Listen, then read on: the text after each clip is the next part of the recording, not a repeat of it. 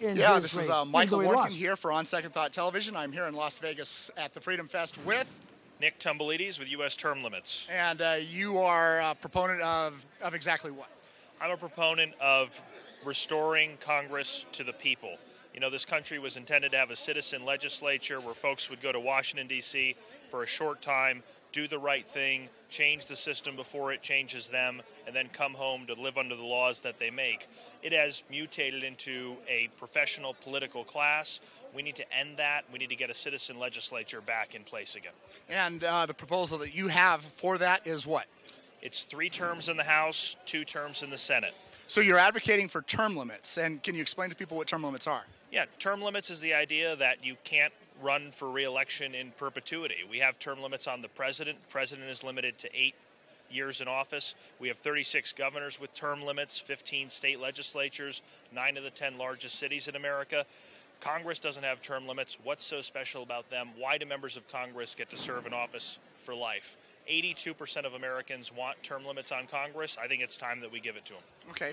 So a person runs for office and they get elected, and basically the theory that you have is they stay in there with really no competition whatsoever.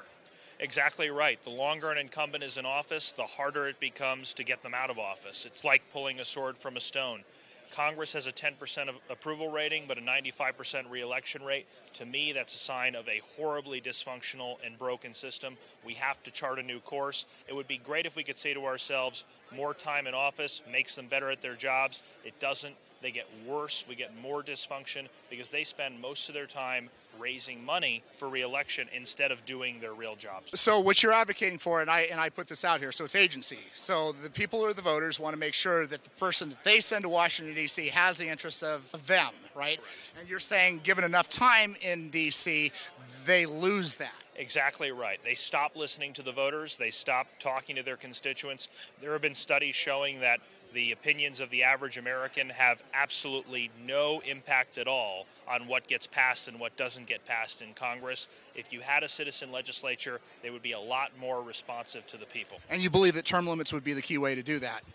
Absolutely. Back to the agency issue, and what you're saying is we don't have agency, we actually have what I guess people would term as capture. I believe we do. Yeah, I believe we have a political class and we are under capture. If we want to transfer power back to the citizens, term limits is the way to do it. It will make elections more competitive. It will crack down on corruption. It will reverse the incentives in Washington, D.C., so people go there mindful of what their constituents want rather than trying to build an empire and climb the ladder of seniority. So let me play devil's advocate. There's another proposal that's out there. Basically, the idea is that the district size matters. And originally, I believe the biggest debate was 40,000 versus 30,000. And George Washington said 40,000, which they had proposed, was not adequate to protect the liberties of the citizen. And they said that the congressional district should sit at 30,000. And what are the districts at now? The average district size, I think, is about 750,000. Which is about for the U.S. House. Which is about 25 times larger than what the founders said that the maximum size should be. Yeah, I think it's a problem because when a district is that big, a member of Congress or a candidate for Congress can't bootstrap their way into office. You can't knock on 700,000 doors. And so the reliance in getting elected becomes on PACs and special interests. PACs and special interests give about $10 to incumbents for every $1 that they give to challengers. That produces a rigged system, produces barriers to entry where ordinary people can't run for office. That's another thing that term limits would also address. But I agree with you, districts should be a lot smaller. Okay, and the fact that we haven't added more reps, but the population has grown, it means both the voters' vote loses value, but also how do the congressional members get their work done at this time? What work? Well, I mean, they do get work done, so obviously one man can't handle it, so he takes on a staff, right?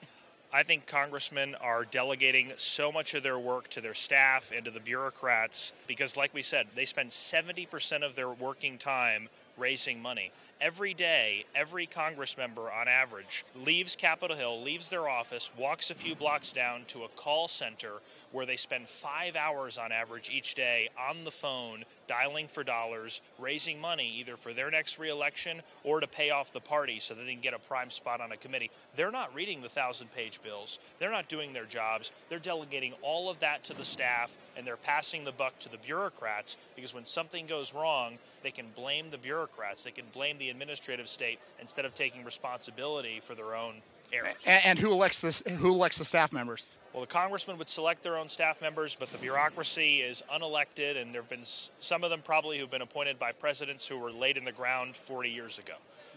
So it really is the fourth branch of government. We have the largest bureaucratic state in the history of the world in terms of the dollars that we spend on it. It gobbles up 20% of our gross domestic product. We've got 2.5 million federal employees.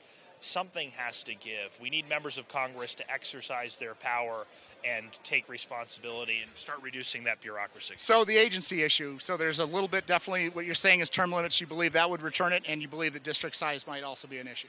I think both are solutions to the puzzle. Nothing is a silver bullet, but what we're doing right now absolutely isn't working. The status quo is broken. We've got to take charge. And I don't think anybody's, really surprised about what you're saying.